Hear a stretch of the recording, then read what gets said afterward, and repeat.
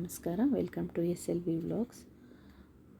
ಬೆಂಡೆಕಾಯಿ ಫ್ರೈ ಮಾಡೋಣ ಇವತ್ತು. ಬೆಂಡೆಕಾಯಿ ಗೊಜ್ಜು, ಅದ್ರ ಜೊತೆಗೆ ಗ್ರೀನ್ ಚಪಾತಿ ಮಾಡೋಣ, ಪಾಲಕ್ ಚಪಾತಿ ಮಾಡೋಣ.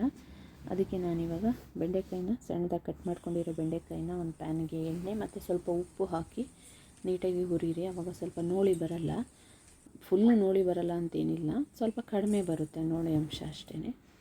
ಅದು ಬೆಂಡೆಕಾಯಿ ಹುರಿದಾಯಿತು. ಅಷ್ಟರಲ್ಲಿ ಮಸಾಲೆ ರೆಡಿ ಮಾಡ್ತಾಯಿದ್ದೀನಿ. ಒಂದು ಪ್ಯಾನ್ ಬಿಸಿ ಆದಮೇಲೆ ಅದಕ್ಕೆ 1/4 ಟೇಬಲ್ ಸ್ಪೂನ್ ಜೀರಿಗೆ, ಒಂದು 4 ಕಾಳು ಉದ್ದು ಹಾಕಿ ಹುರಿದು ಎತ್ತಿಟ್ಕೊಳ್ಳಿ. ಆಮೇಲೆ ಅದೇ ಪ್ಯಾನಿಗೆ 1 ಟೇಬಲ್ ಸ್ಪೂನ್ ಆಗುವಷ್ಟು ಧನಿಯಾ, ಒಂದು 4 ಕಾಳು ಮೆಂತ್ಯ ಹಾಕಿ, ಜಾಸ್ತಿ ಹಾಕಬೇಡಿ. ಮೆಂತ್ಯ ಮತ್ತು ಒಂದೇ ಒಂದು ಲವಂಗ, ಒಂಚೂರು ಚಕ್ಕೆ ಹಾಕಿ, ಮತ್ತು ಒಂದು 5ರಿಂದ 6 ಎಸಳು ಕರಿಬೇವು ಹಾಕಿ ಫ್ರೈ ಮಾಡ್ಕೊಳ್ಳಿ.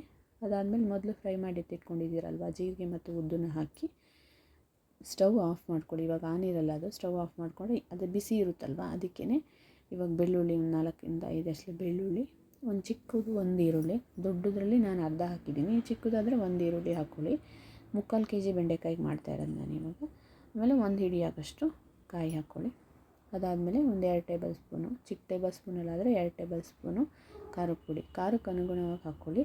ಗೋಲಿ ಗಾತ್ರದಷ್ಟು ಹುಣಸೆಹಣ್ಣು, ಒಂಚೂರು ಅರಿಶಿನ, ನೀಟಾಗಿ ಎಲ್ಲನೂ ಮಿಕ್ಸ್ ಮಾಡಿಕೊಂಡು ಗ್ರೈಂಡ್ ಮಾಡ್ಕೊಳ್ಳೋಣ. ಇದನ್ನು ನುಣ್ಣಗೆ ಪೇಸ್ಟ್ ಮಾಡ್ಕೊಳ್ಳಿ. ಅದಾದಮೇಲೆ ಇವಾಗ ಒಗ್ಗರಣೆ ಮಾಡೋಣ. ಬೆಂಡೆಕಾಯಿಗೆ ಒಂದು ಕಡಾಯಿ ಇಟ್ಟು ಅದಕ್ಕೊಂದು 5ರಿಂದ 6 ಟೇಬಲ್ ಸ್ಪೂನು ಕೊಬ್ಬರಿ ಎಣ್ಣೆ ಹಾಕಿದ್ದೀನಿ ನಾನು.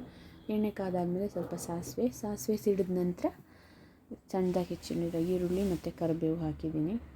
ಅಂದರೆ ಒಟ್ಟಿಗೆ ಹಾಕಿದ್ದೀನಿ, ಯಾಕಂದರೆ ಕರಿಬೇವು ಹಾಕಿದಾಗ ಸಿಡಿಯುತ್ತಲ್ವ, ಹಾಗಾಗಿ. ಈರುಳ್ಳಿ ಎಲ್ಲ ಫ್ರೈ ಆದಮೇಲೆ ಒಂದು ಟೊಮೊಟೊ ಹೆಚ್ಚಿಟ್ಕೊಂಡಿರೋ ಟೊಮೊಟೊ ಹಾಕಿ ಜ್ಯೂಸ್ ಬಿಟ್ಕೊಳ್ಳೋ ತನಕ ಫ್ರೈ ಮಾಡ್ಕೊಳ್ಳಿ. ಅದಾದಮೇಲೆ ಈಗ ಆಲ್ರೆಡಿ ಹುರಿದಿಟ್ಕೊಂಡಿರ್ತೀವಲ್ವ, ಆ ಬೆಂಡೆಕಾಯಿನ ನೀಟಾಗಿ ಇದಕ್ಕೆ ಮಿಕ್ಸ್ ಮಾಡಿ ಒಂದು 2ರಿಂದ 3 ನಿಮಿಷ ಎಣ್ಣೆಲಿ ಫ್ರೈ ಮಾಡ್ಕೊಳ್ಳಿ.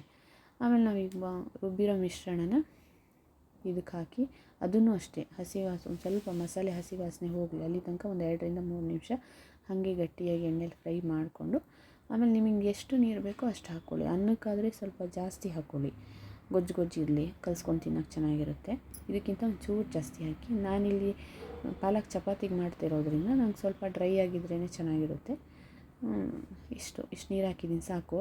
ಇವಾಗ ಇದರಲ್ಲೇ ಬೆಂಡೆಕಾಯಿ ಆಲ್ರೆಡಿ ಹುರಿದಿರ್ತೀವಲ್ವ, ಬೆಂದಿರುತ್ತೆ.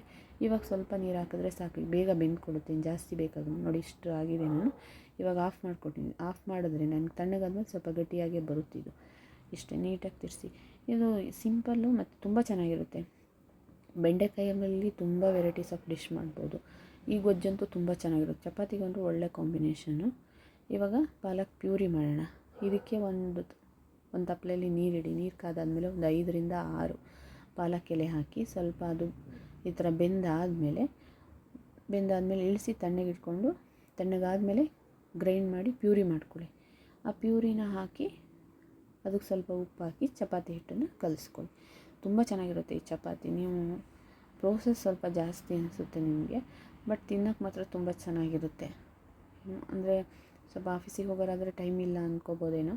ನಿಮ್ಗೆ ಯಾವಾಗ ಫ್ರೀ ಆಗುತ್ತೋ ಆ ಟೈಮಲ್ಲೇ ಮಾಡಿ ಈ ರೆಸಿಪಿ.